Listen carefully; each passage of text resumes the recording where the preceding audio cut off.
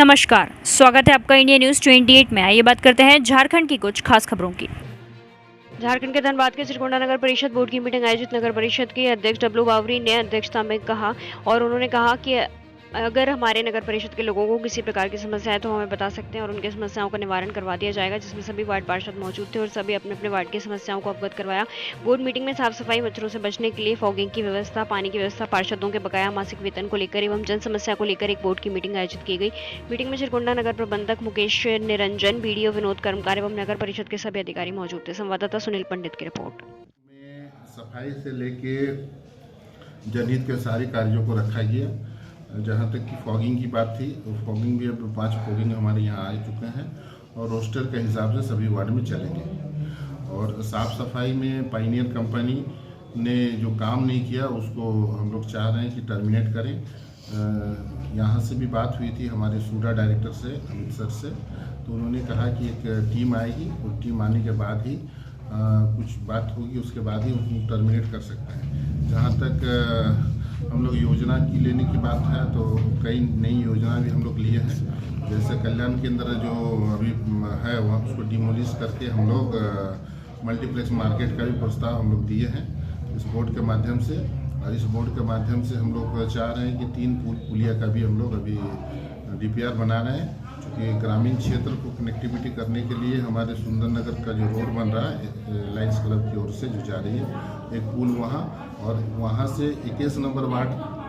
आने के क्रम में एक पुलिया वहाँ से भी बने और एक आपका जाके बाघाकुड़ी में एक पुलिया जो हाउसिंग कॉलोनी से होते हुए बाघाकुड़ी और बाघाकुड़ी से होते हुए एकदम छाईगढ़ तक एक कनेक्टिविटी होनी चाहिए, क्योंकि इधर कुमारडी में जाम को देखते हुए इधर में हम लोग गाड़ी ले ही नहीं जा पाते जाम के कारण से। दूसरा बात यह है कि अभी बस स्टैंड का भी हमने बात कहा कि बस स्टैंड के लिए ज़मीन परचेज करने के लिए 3 करोड़ रुपये आए हुए हैं, लेकिन हम लोग माडा को जमीन को चिन्हित किया गया और हम लोग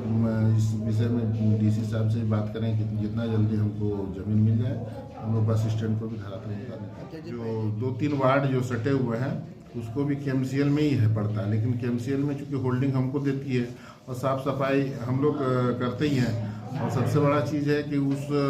उसको बनाने में जो इंफ्रास्ट्रक्चर जो लगे हैं, जैसे चर्च है, आपका जगन्नाथ मंदिर है, कई स्कूल कॉलेज हैं, उसको डेवलप करने के लिए जैसे सरकार का दिशा निर्देश भी था कि शहर को बसाने के लिए स्लम एरिया में वर्टिकल 3 के तर्ज पर प्रधानमंत्री आवास दिया जाए। अगर वहाँ 1422 हाउस है, उसको अगर हम लोग सरकार से डिमांड किया है कि उसको पुनर्निर्मित करने के लिए, अगर बसाने के लिए उस ज़मीन को अगर खरीदने के लिए हम लोग अगर सरकार से डिमांड किए कि ये घर से उजड़े नहीं बस जाए, इसके लिए कुछ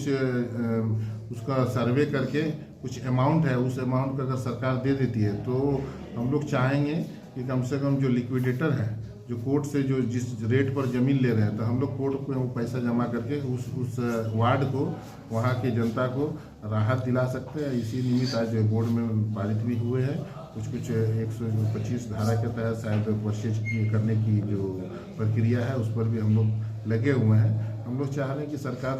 बसाएं, उजाड़े नहीं कर।